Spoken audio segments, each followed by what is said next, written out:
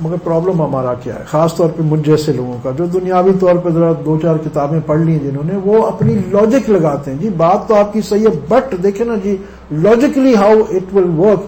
ہم نے اپنی ساری لاجکیں لگا لی ہیں نا، کر لی نا پوری دنیا نے. پوری دنیا آج کہاں پہنچی ہے، انتشار اس وقت آپ کو پوری دنیا میں مل رہا ہے، ہر قسم کی. جو جہاں ہم نے اپنے عقلی نظام بنائے ہیں، چاہے ہمارے قوانین میں ہو، چاہے ہماری اقتصادیات میں ہو، چاہے ہمارے معاشرے میں ہو، جہاں انسان نے اپنی عقل سے کام کیا ہے.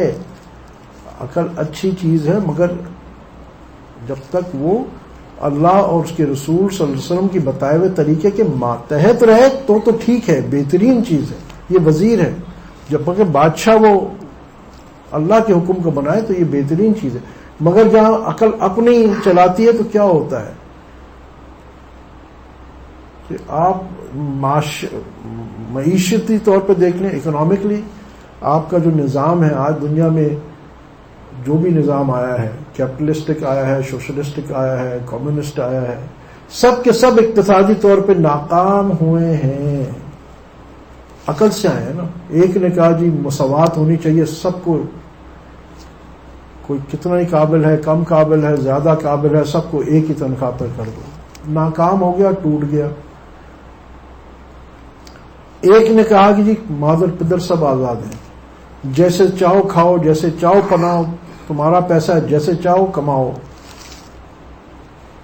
ایک وہ ایڈم اسمتھ کی تھیوری تھی، پہلے بھی شاید میں عرض کر چکا ہوں.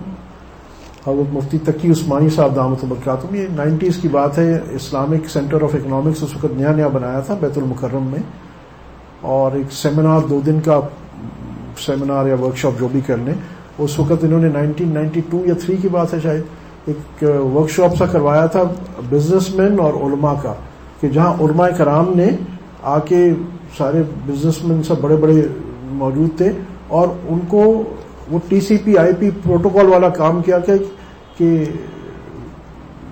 لوگ علماء کی بات نہیں سمجھتے تھے، علماء ان کی بات نہیں سمجھتے تھے. مطلب ایک کہہ رہا جی ٹرانزیکشن، ایک کہہ رہا تھا بے فاسد، بے باطل. وہ کیا تھا کہ کمیونیکیشن نہیں تھی. تو یہ سمجھانے کے لیے بزنس مین کو، اس میں حضرت مفتی صاحب دامت برکاتہم، مفتی رفیع صاحب، مولانا سمان محمود صاحب رحمۃ اللہ علیہ، اور دوسرے دیگر علماء کرام آئے تھے، اور بہت انٹینسو ورکشاپ تھا.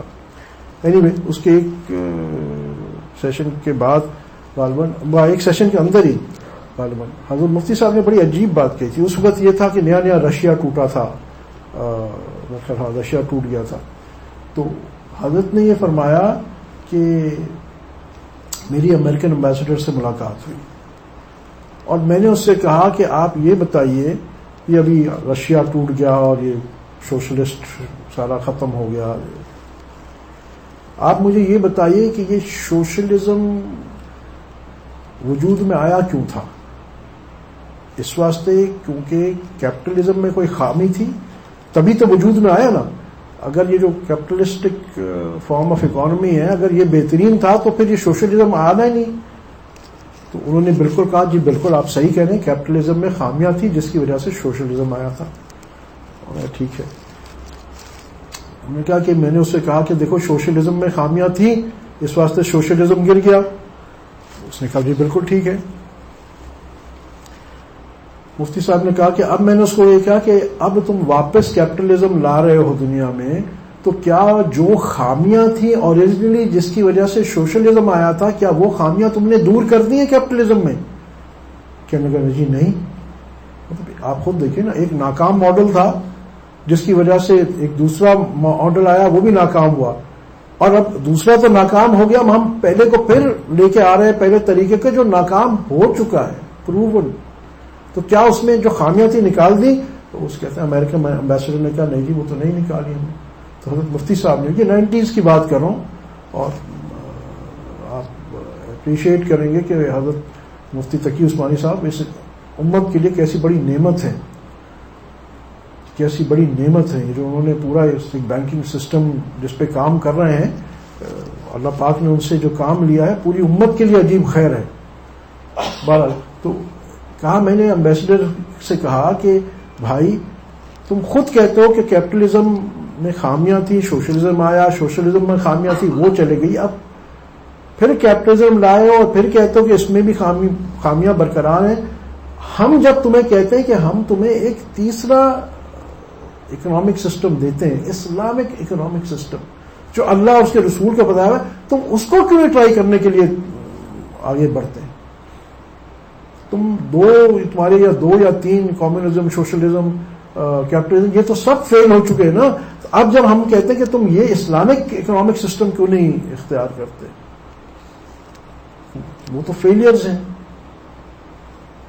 اور آپ دیکھ لیجئے کہ جب اسلامک سسٹم امپلیمنٹ ہوا خلفائے راشدین کے زمانے میں، عمر بن عبد العزیز رحمۃ اللہ علیہ کے زمانے میں، وقت زیادہ ہو گیا بہرحال، اس وقت دنیاوی طور پہ آپ دیکھتے ہیں کہ ڈسٹریبیوشن آف ویلتھ کیسے آج دنیا کا ایک بڑا پرابلم ہے اس وقت اکانومی میں، کیپٹلسٹک اس فارم میں، کہ ڈسٹریبیوشن آف ویلتھ نہیں ہے، کہ 10-15 لوگ % کے پاس، 10% کے پاس غالباً 90% دنیا کی دولت ہے، اور باقی 90% کے پاس 10% دنیا کی دولت ہے.